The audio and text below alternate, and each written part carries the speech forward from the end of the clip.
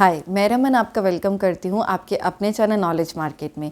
तो आज हम जिस कंट्री के बारे में बात करने वाले हैं, वहाँ जितना आसान जाना है उससे ज़्यादा आसान वहाँ पे पैसा कमाना है। वैसे तो ऐसी बहुत सी कंट्रीज़ हैं जहाँ जाके आप इजीली पैसा कमा सकते हैं, जैसे जर्मन हो गया, डेनमार्क हो गया या स्वीडन हो गया। बट इन कंट्रीज़ में जाना थोड़ा डिफ़िकल्ट होता है। इनके जाने में आपको डॉक्यूमेंट्स बहुत लगते हैं, प्रोसेसिंग टाइम बहुत लगता है, या और भी बहुत सारी चीज़ें होती हैं, बट थोड़ा डिफ़िकल्ट होता है।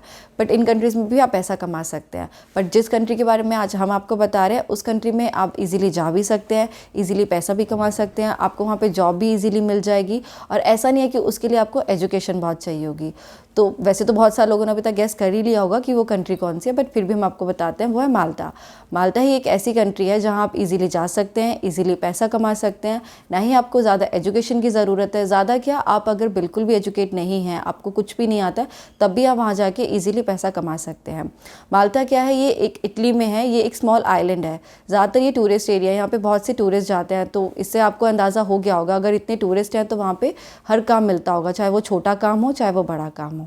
माल्टा का जो बेस्ट पार्ट है वो ये भी है कि यहाँ जाने के लिए आपको कोई भी एडिशनल लैंग्वेज की सीखने की ज़रूरत नहीं है। यहाँ आप इंग्लिश से भी इजीली कम्युनिकेट कर सकते हैं। जैसे वैसे तो माल्टा की जो अपनी नेशनल लैंग्वेज है वो उनकी माल्टीज़ है, पर ऐसा नहीं है। अगर आप यहाँ पे इंग्लिश भी बोलेंगे, उसके लिए भी जाएंगे, तो आप उसमें भी ईजिली बोल सकते हैं। जैसे अगर आप जर्मनी जाते हो, आपको जर्मन आनी चाहिए, या आप कह लो कि आप किसी और कंट्री में जाते हो या नॉर्वे जाते हो तो नॉर्वेजन आनी चाहिए। बट माल्टा में ऐसा नहीं है। यहाँ पर अभी भी इनकी लोकल लैंग्वेज से ज़्यादा इंग्लिश को प्रेफर किया जाता है, क्योंकि ये टूरिस्ट एरिया, आपको पता है, अगर टूरिस्ट है तो एक ही इंग्लिश एक कॉमन लैंग्वेज है जो हर किसी को थोड़ी बहुत आती है। तो इसलिए ज़्यादातर यहाँ पे इंग्लिश ही बोली जाती है। तो ये एक बेस्ट पार्ट है कि यहाँ जाने के लिए आपको कोई भी एडिशनल लैंग्वेज सीखने की ज़रूरत नहीं है, कोई भी कोर्स करने की ज़रूरत नहीं है। यहाँ आप इजीली जा सकते हैं। माल्टा की एक सबसे अच्छी बात ये भी है कि यहाँ पर ऐसा नहीं है कि एकदम हाई स्किल वर्कर्स जाते हैं या सिर्फ लो स्किल वर्कर्स जाते हैं, या दोनों तरह का काम है। अगर कहीं हाई स्किल वर्कर्स जाते हैं तो वो वहाँ पे जाके होटल चला सकते हैं, बट वहीं लो स्किल वर्कर्स हैं तो वहाँ जाके क्लीनिंग का काम कर सकते हैं, या होटल स्टाफ में कोई और काम कर सकते हैं, कोई शेफ़ बन सकता है। इन सारी चीज़ों के लिए यहाँ पर बहुत सारा काम होता है। तो ऐसा नहीं है कि आप बहुत अच्छे एजुकेटेड हैं, बहुत अच्छी एजुकेशन है, आपके पास बहुत डॉक्यूमेंट्स है, बहुत सर्टिफिकेट्स है, तो ही आपको जॉब मिलेगी। ऐसा नहीं है। अगर आप बिल्कुल अनएजुकेटेड हैं, आपको कुछ भी नहीं आता है, तो भी आपको इजीली जॉब मिल जाएगी, चाहे वो होटल स्टाफ में हो, क्लीनिंग का हो, डिलीवरी का हो, या फिर किसी फैक्ट्री में काम करने का हो, या कुछ पैकिंग का काम हो। तो ये यहाँ आपको छोटे से छोटा काम भी मिल जाएगा और बड़े से बड़ा काम भी मिल जाएगा। हम सबसे पहले जब अब्रॉड जाने के लिए सोचते हैं, हम सोचते हैं कि अब्रॉड जाना है और हमें पैसा कमाना है, तो जो 3-4 चीज़ें हमारे दिमाग में जो सबसे पहले हिट होती है वो कौन सी होती है? पहली कि हमें जो जहाँ हम जा रहे हैं वहाँ का प्रोसेसिंग थोड़ा जल्दी होना चाहिए, ईजी प्रोसेस होना चाहिए। दूसरा, वहाँ पे सैलरी पैकेजेस अच्छे होने चाहिए। तीसरा, वहाँ पे जॉब अवेलेबिलिटी ज़्यादा होनी चाहिए। ऐसा नहीं है कि छोटी एक ही थोड़ी बहुत जॉब है, नहीं, आपको हर तरीके की जॉब मिलनी चाहिए। और जो लास्ट है वो कि लैंग्वेज पे कोई बैरियर नहीं होना चाहिए। ऐसा नहीं है कि हमें उन्हीं की लोकल लैंग्वेज आनी चाहिए, हम अपनी जो इंग्लिश हमारी कोई और लैंग्वेज है वहाँ भी उससे भी काम चल जाए।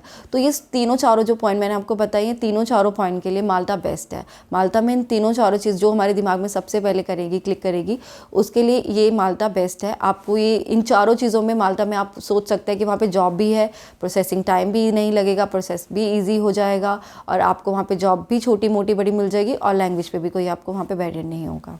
तो चलिए अब हम बात करते हैं इनकी सैलरी की। अगर हम सैलरी की बात करें तो अगर यहाँ पे जो फ्रेशर्स हैं और एजुकेटेड नहीं हैं तो उनकी 5 to 7 यूरो पर आवर होती है, ठीक है। वहीं अगर हम थोड़े एजुकेटेड अगर लोग हैं तो उनकी 7 यूरो पर आवर होती है। तो अब आप लगा लीजिए मोटा मोटा अंदाज़ा है कि 1200 से 1500 यूरो उनकी पर मंथ उनको सैलरी मिल जाती है। ये तो फ्रेशर्स की बात है। वहीं अगर आप एक्सपीरियंस है, आपने यहाँ पे कोई जॉब करी है, वहाँ भी आप जॉब कर रहे हो, उसके बाद अगर आप कोई और जॉब पे जा रहे हो, तो वहाँ भी लगते हैं आपकी जो सैलरी हो जाएगी वो 7 to 10 यूरो होती है, जो एक्सपीरियंस बंदे होते हैं। तो वहाँ भी आप मोटा मोटा लगा सकते हैं उनकी 2000 से 2500 यूरो पर मंथ उनको सैलरी मिल जाती है। अब ये तो डिपेंड करता है कि अगर आप फ्रेशर हैं तो आपको 5 मिलती है, अगर आप वहीं पे एक्सपीरियंस हैं तो आपको 10 यूरो भी मिल सकती है। ये मैंने सिर्फ एक आपको अंदाज़ा दिया, जितना हमने सर्च किया, जितना हमने देखा, लिखा, पढ़ा उनके बारे में, उस बिहाफ पे मैंने आपको बताया कि इतनी सैलरी हो सकती है। हो सकता है उससे ज़्यादा भी हो, बट कम नहीं होगा, इतना हम बता सकते हैं। अगर हम सेकेंड बात करें कि जॉब अवेलेबिलिटी की, तो यहाँ पर जॉब मैंने आपको पहले भी बताया, जैसे ये टूरिस्ट एरिया, यहाँ पे बहुत टूरिज़्म आता है। मतलब ऐसा नहीं है कि यहाँ पे सिर्फ 6 महीने काम चलता है और 6 महीने नहीं। आप ये एक आइलैंड है जो इटली के पास मैंने बताया, तो यहाँ 12 महीने टूरिस्ट आते हैं, 12 महीने यहाँ पे काम चलता रहता है। तो क्या होता है, जो माल्टा के लोकल्स लोग हैं वो क्या 7 से 8 घंटे ही काम करते हैं, क्योंकि उन्हें अपनी फैमिली को टाइम देना होता है, उनका फ्रेंड सर्कल होता है, उनके और भी बहुत सारी चीज़ें होती हैं। तो वो सिर्फ एक टाइम लिमिट होती है कि हम 7 से 8 घंटे काम करेंगे। बट वहीं अगर बाहर की कंट्रीज़ में जो लोग वहाँ जाते हैं माल्टा, उनका सीधा से एक फोकस होता है कि हमें जॉब करनी है, पैसा कमाना है और अपना काम चलाना है। तो इसीलिए क्या होता है कि जो बाहर की कंट्री से, इंडिया से गए हैं या एशियन कोई भी लोग होते हैं, तो उनका जो वर्क आवर होता है वो लोग अपना करते हैं कि 10 घंटे भी करेंगे, 12 घंटे भी करेंगे, हम 15 घंटे भी करेंगे। उस पर भी कोई उनकी लिमिट नहीं कि हाँ आप सिर्फ इतने ही घंटे कर सकते, नहीं, उनकी खुद की मर्ज़ी होती है वो कितने घंटे वहाँ पे कितने आवर्स काम करना चाहते हैं। तो इसीलिए क्या होता है कि वहाँ माल्टा में क्या होता है कि बाहर की कंट्री से जो लोग जाते हैं, उनकी लोकल कंट्री के मुकाबले बाहर की कंट्रीज़ के लोगों को ज़्यादा काम दिया जाता है, क्योंकि वो लोग ज़्यादा मेहनत करते हैं और ज़्यादा काम करते हैं। तो इसलिए जैसे कि मैंने बताया, और ऐसा नहीं है कि सिर्फ आप टूरिस्ट एरिया तो आप छोटे छोटे काम ही करेंगे वहाँ पे। वहीं अगर आपने यहाँ से MBA किया है, आप CA की पढ़ाई कर रहे हैं, यहाँ पे किसी भी चीज़ की आपके पास अच्छे एजुकेशन है, आपके पास सर्टिफिकेट्स हैं, तो वहाँ जाके आप किसी भी कंपनी में जाके एक इंटरव्यू दे सकते हैं। आपका इंटरव्यू दे के आप सेलेक्ट होते हैं। उसके लिए आपको कोई भी एजेंट के थ्रू नहीं जाना, आपको कोई भी एजेंट की ज़रूरत नहीं है। आप डायरेक्टली इंटरव्यू दे के डायरेक्टली सेलेक्ट भी हो सकते हैं। बाकी अगर हम लो स्किल वर्कर्स की जॉब की बात करें, तो यहाँ पे जो एशियंस हैं, वो जो भी बाहर की कंट्री से लोग आते हैं, वो ज़्यादातर यहाँ पे डिलीवरी का काम करते हैं। हम एग्जैक्ट तो नहीं बता सकते, पर जितना हमने इस चीज़ के बारे में भी देखा है या सर्च किया है, उससे हमें मतलब मोटा मोटा पता लगता है कि जो 60% लोग हैं वो ज़्यादातर वहाँ जाके डिलीवरी का ही काम करते हैं। वैसे तो और भी बहुत सारी मैंने आपको बताया जॉब्स अवेलेबल होती हैं वहाँ पे, क्लीनिंग का या फैक्ट्री में जॉब कर सकते हैं। बट जितना हमने देखा है 60% लोग वहाँ पे डिलीवरी का काम करते हैं, क्योंकि उसमें आपको सैलरी भी अच्छी मिलती है और उसके लिए आपको कोई एजुकेशन, कोई सर्टिफिकेट, किसी चीज़ की ज़रूरत भी नहीं होती है। वहीं अगर हम एजुकेटेड लोगों की बात करें कि जिनके पास खुद के सर्टिफिकेट्स हैं, तो उनका जो वहाँ पे जॉब का है वो IT वगैरह में, IT इंडस्ट्रीज़ है, उसमें उनको इजीली जॉब मिल सकती है। ये मोस्ट डिमांडिंग कंपनी है वहाँ पे, जो IT है वहाँ पे उन्हें जॉब मिल सकती है। अगर उनका IT सॉफ्टवेयर में इंटरेस्ट है या उनका गेमिंग में उन्होंने एजुकेटेड है, उन्होंने उसकी स्टडी करी हुई है, तो उस बेसिस पे उनको ईजिली वहाँ पे जॉब मिल सकती है। जैसे कि मैंने बताया कि कोई भी एजेंट की ज़रूरत नहीं है, वो डायरेक्टली जाके इंटरव्यू दे के डायरेक्टली जाके वहाँ पे सेलेक्ट भी हो सकते हैं। उसके लिए उन्हें किसी आइडेंटिटी की भी ज़रूरत नहीं है, वो ईजिली वहाँ पे सब काम कर सकते हैं खुद से ही। सेकंड जो टॉप की कंपनीज़ हैं, या हम बोले कि वो एक इंडस्ट्री है जो भी, तो वो है यहाँ पे हेल्थ केयर को लेके। अगर आप हेल्थ में क्या होता है कि 60% लोग यहाँ पे हेल्थ केयर में भी जॉब करते हैं। ये भी एक मतलब वहाँ की जानी मानी कंपनीज़ ही होती हैं। जैसे कुछ नर्सिज़ हो गई या कुछ डॉक्टर्स हो गए, ये वहाँ पे मतलब एशियंस हो गए, या केरला से भी यहाँ पे बहुत सारे लोग आते हैं। तो यही सब वहाँ पे डॉक्टर्स की स्टडी अगर यहाँ से करके गए होते हैं, तो वहाँ उनको ईजिली डॉक्टर की जॉब भी मिल जाती है और नर्सिज़ की जॉब भी मिल जाती है। थर्ड सेक्टर जो आता है वहाँ पे माल्टा में, वो है फाइनेंस को लेके। फाइनेंस में अगर आपने कोई भी डिग्री करी हुई है, कोई भी आपकी वहाँ पे अच्छी एजुकेशन आपने ले रखी है, फाइनेंस में CA की पढ़ाई करी है या कुछ भी करा है, तो वहाँ पे आपको फाइनेंस में अच्छी जॉब मिल सकती है। और फाइनेंस में जो जॉब होती है उनकी सैलरी भी काफ़ी हाई होती है। मतलब एक नॉर्मल सैलरी से जितना हम यहाँ नहीं शायद अर्न कर सकते, उतना हम वहाँ जाके उसी अपनी स्टडी पर उससे ज़्यादा अर्न कर सकते हैं। इसके बाद हम बात करते हैं टूरिज़्म सेक्टर की। जैसे कि मैंने बताया ये टूरिज़्म एरिया है, टूरिस्ट बहुत आते हैं, तो इसलिए यहाँ पे बहुत सारे होटल्स बने हुए हैं, बहुत सारे रेस्टोरेंट्स में हैं, बहुत सारी और भी चीज़ें हैं क्लीनिंग के लिए।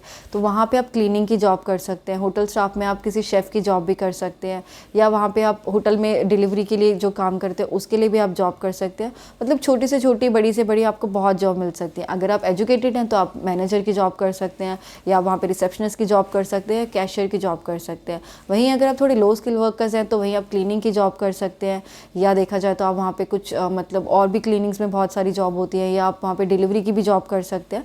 तो ये सारी चीज़ें होती हैं। इसीलिए ये टूरिज़्म अगर एरिया है, तो यहाँ पे आपको छोटी से छोटी, बड़ी से बड़ी जॉब मिल भी जाएगी, तो उसका भी आपको अच्छे से ध्यान रखना पड़ेगा। अब हम बात करते हैं लोवेस्ट अनएम्प्लॉयमेंट रेट की। अगर हमारी बात करें, मैंने बताया कि हम रिसर्च करते हैं, तो जितना हमने रिसर्च किया, जितना हमने इनके बारे में देखा है या सुना है या किसी से पूछा है, जो भी है, तो उसमें क्या होता है कि अनएम्प्लॉयमेंट रेट यूरोप में क्या सिर्फ 3% है। अगर हम देखा जाए तो अगर हिसाब लगाए तो 100 में से सिर्फ 3 लोग ऐसे होंगे इस टाइम जो वहाँ पर जॉब नहीं कर रहे हैं। ये वहाँ का एक मोटा मोटा हमने जो जितना रिसर्च किया उस पर एक हमने बताया कि वहाँ पर सिर्फ 3% लोग हैं जो वहाँ पर जॉब नहीं कर रहे हैं। बाकी के 97% लोग वहाँ पर पे जॉब कर रहे हैं, चाहे वो छोटी जॉब हो चाहे बड़ी जॉब हो। अब वो जो 3% लोग भी नहीं कर रहे हैं वो शायद उनकी अपनी मर्ज़ी है, वो करना नहीं चाहते या वो उनको करनी ही नहीं है, वो उनकी अपनी विश है। बट वैसे अगर वो भी ट्राई करें तो उन लोगों को भी जॉब मिल जाएगी, क्योंकि यहाँ पे बहुत कम है अनएम्प्लॉयमेंट रेट। तो अब हम बात करते हैं लो वर्क परमिट की। यहाँ आपको वर्क परमिट मिलना बहुत ही इजी है। अगर आप विदाउट किसी एजेंट के यहाँ पे खुद से अप्लाई कर रहे हैं, अपना सेल्फ अपने सारे फाइल्स रेडी कर रहे हैं, तो भी आपको सिर्फ 250 यूरो यहाँ पर देने पड़ेंगे, जो कि आपकी इसकी वर्क परमिट इसकी फ़ी है। बट कुछ केसेस में ये भी एम्प्लॉयज़ ही देते हैं, जो आपको वहाँ से बुला रहा है या जिसने आपका कुछ देखा है तो वो ही वहाँ की फ़ी पे कर देते हैं। तो देखा जाए तो बिल्कुल आपको कुछ पे नहीं करना पड़ेगा। बट हाँ, जो इसकी वीज़ा फ़ी है वो आपकी 60 यूरो है, 60 या 66 यूरो कुछ ऐसे हिसाब होगा ऊपर नीचे, तो उतने ही आपको पे करना पड़ेगा। 250 यूरो कुछ केसेस में वो लोग पे कर देते हैं एम्प्लॉयज़, कुछ केसेस में वो लोग नहीं पे करते हैं, तो वो आपको पे करना पड़ेगा।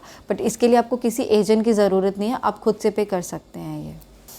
ये जो मैंने आपको फ़ी बताई है 66 यूरो, ये इंडिया से अगर आप अप्लाई करते हैं तो है। बाकी अगर आप किसी और भी कंट्री से अप्लाई कर रहे हैं तो उसकी फ़ीस कम भी हो सकती है, ज़्यादा भी हो सकती है, तो ये आपको ध्यान रखना पड़ेगा। वैसे जो इनका प्रोसेसिंग टाइम है, इसमें ये लोग बोलते तो 15 वर्किंग डेज़ है, बट ऐसा कुछ नहीं होता। जितना हमने देखा है उस हिसाब से हमें पता लगा कि 2 महीने का पूरा टाइम लेके ही चलते हैं। तो वो भी आप अपना माइंड सेट पहले से कर लीजिएगा कि 15 दिन में नहीं आएगा आपका वीज़ा, 2 महीने तो आपको कम से कम लगेंगे ही। अब हम आते हैं लैंग्वेज पे। अगर हम बाकी कंट्रीज़ की बात करें तो उनकी जो लोकल लैंग्वेज है वो इंग्लिश पर भारी पड़ती है, बट माल्टा एक ऐसी लौती कंट्री है जहाँ पर इंग्लिश भारी पड़ती है इनकी लोकल लैंग्वेज पर।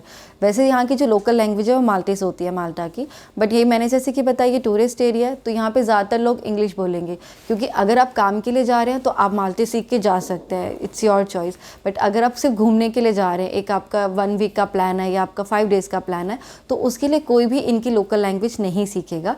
इसीलिए वहाँ पे ज़्यादातर इंग्लिश को ही प्रेफर दिया जाता है, इंग्लिश को ही ज़्यादा मान्यता दी जाती है कहा जाए तो इसलिए क्या होता है कि सारे लोगों को ज़्यादातर इंग्लिश ही आती है, तो आप इंग्लिश में वहाँ जाके नॉर्मली टॉक कर सकते हैं, आपकी कम्युनिकेशन अच्छी हो सकती है, आप कम्युनिकेट भी कर सकते हैं, चाहे वहाँ के लो स्किल वर्कर्स हों चाहे वहाँ के हाई स्किल वर्कर्स हों, ऐसा कुछ नहीं है। हाँ, 100 में से बात करें तो 70% लोग वहाँ पे इंग्लिश अगर बोलते हैं, तो जो वहाँ के लोकल लोग होंगे उनको माल्टीज बोलते होंगे, उनको उनकी लैंग्वेज आती होगी। बट ज़्यादातर जो टूरिस्ट के लिए अगर वहाँ पे हम काम देखें, क्लीनिंग का, होटल का या इनकी डिलीवरी का, तो ये सारे इंग्लिश ही बोलते हैं। तो इसीलिए लैंग्वेज के उस पर आपको वहाँ पे कोई बैरियर नहीं होगा, आपको कोई प्रॉब्लम नहीं होगी उनकी लैंग्वेज को लेके। तो ये कुछ पॉइंट्स थे जो आज मैंने आपके साथ शेयर करने थे, क्योंकि मुझे कहीं से पता लगा था या हमने जितना सर्च किया था, तो हमने सोचा ये चीज़ें हम लोग आपके साथ शेयर करें। जो लोग हमें स्टार्टिंग से फॉलो करते हैं उन्हें ये भी पता है कि मैं किसी भी अगर वीज़ा के बारे में बात करती हूँ, किसी भी कंट्री के बारे में बात करती हूँ, तो मैं उन्हें ये भी बोलती हूँ कि हर कंट्री में जाने के लिए आइल्स करना बहुत ज़रूरी है, कंपलसरी होता है आइल्स। बट माल्टा एक ऐसी कंट्री है जहाँ पर आपको जाने के लिए आइल्स करने की कोई ज़रूरत नहीं है। यहाँ आप डायरेक्टली अप्लाई कर सकते हैं, डायरेक्टली जा सकते हैं, ना ही किसी एजेंट की ज़रूरत है, ना ही आपका प्रोसेसिंग टाइम ज़्यादा लगेगा, और ना ही आपको बहुत सारे डॉक्यूमेंट्स, बहुत सारे एजुकेशन के सर्टिफिकेट्स या बहुत सारे आपको कुछ और सर्टिफिकेट्स दिखाने की यहाँ पे कोई ज़रूरत नहीं है, ना ही आइल्स की ज़रूरत है, आप डायरेक्टली यहाँ पर जा सकते हैं। तो ये कुछ पॉइंट्स थे जो मैंने आज आपके साथ शेयर करे थे, क्योंकि मैंने जितना रिसर्च किया, जितनी हमारी टीम ने हमें रिसर्च करके बताया, उस बिहाफ पे मैंने आपको बता दिया कि हम लोग को वहाँ पे जाने के लिए क्या क्या चीज़ें चाहिए, मतलब क्या क्या हमें पता होना चाहिए, यहाँ पे क्या क्या जॉब्स हैं या क्या पे वहाँ पे स्टडी है या कितने अनएजुकेटेड हैं। बाकी ये तो मैंने बताई है माल्टा सिर्फ आपको वहाँ पे काम करने के लिए। कुछ लोग अगर स्टडी के लिए जाना चाहते हैं तो वहाँ के लिए माल्टा नहीं है, वहाँ के लिए मैंने और कंट्रीज़ भी जैसे आपको बताई है। जो लोग हमारी वीडियोस देखते हैं उन्हें पता है कि मैंने कनाडा, यूके, ऑस्ट्रेलिया बहुत सारी जगह के लिए उनकी स्टडी के लिए बताया, तो वो वीडियोस देख के स्टडी के लिए वहाँ जा सकते हैं। बट माल्टा अगर आप सिर्फ पैसा कमाने के लिए जा सकते हैं, एक अच्छा काम के लिए जा सकते हैं, और शायद अपना फ्यूचर सिक्योर करने के लिए भी जा सकते हैं। तो ये थी आज की कुछ बातें जो मैंने आप लोगों के साथ शेयर करी हैं सबके साथ, कि आप वहाँ पे घूमने के लिए जा सकते हैं। स्किल वर्कर्स, अगर आपकी लो स्किल वर्कर आप तो भी जा सकते हैं, हाई स्किल वर्कर्स हैं तो भी जा सकते हैं, आपने MBA CA कर रखी है तो भी जा सकते हैं, आप छोटी जॉब करते हैं तो भी जा सकते हैं, आपको कोई और लैंग्वेज नहीं आती, सिर्फ इंग्लिश आती है तो भी जा सकते हैं। मतलब हर चीज़ के लिए माल्टा, काम के लिए देखा जाए तो परफेक्ट है, स्टडी के लिए तो आप कोई और कंट्री भी जा सकते हैं जैसे कि मैंने बताया है। तो ये थी सारी बातें। बाकी आपको इसके रिगार्डिंग कुछ भी मुझसे पूछना होगा, कुछ भी इंक्वायरी होगी, तो आप मुझे मेल कर सकते हैं या कमेंट कर सकते हैं। अगर आप चाहते हैं कि माल्टा की मैं आपको किसी और चीज़ के बारे में बताऊं, इसकी और घूमने फिरने की इसकी जगह के बारे में आपको एक्सप्लेन करूं, या इनके वीज़ा के बारे में बताऊं कि हमें क्या डॉक्यूमेंट्स चाहिए या क्या नहीं चाहिए, तो उसके लिए भी आप मुझे मेल कर सकते हैं, कमेंट कर सकते हैं। बाकी ऐसी और वीडियोज़ देखने के लिए मेरे साथ जुड़े रहे और मेरे चैनल को सब्सक्राइब करना ना भूलें। Thank you.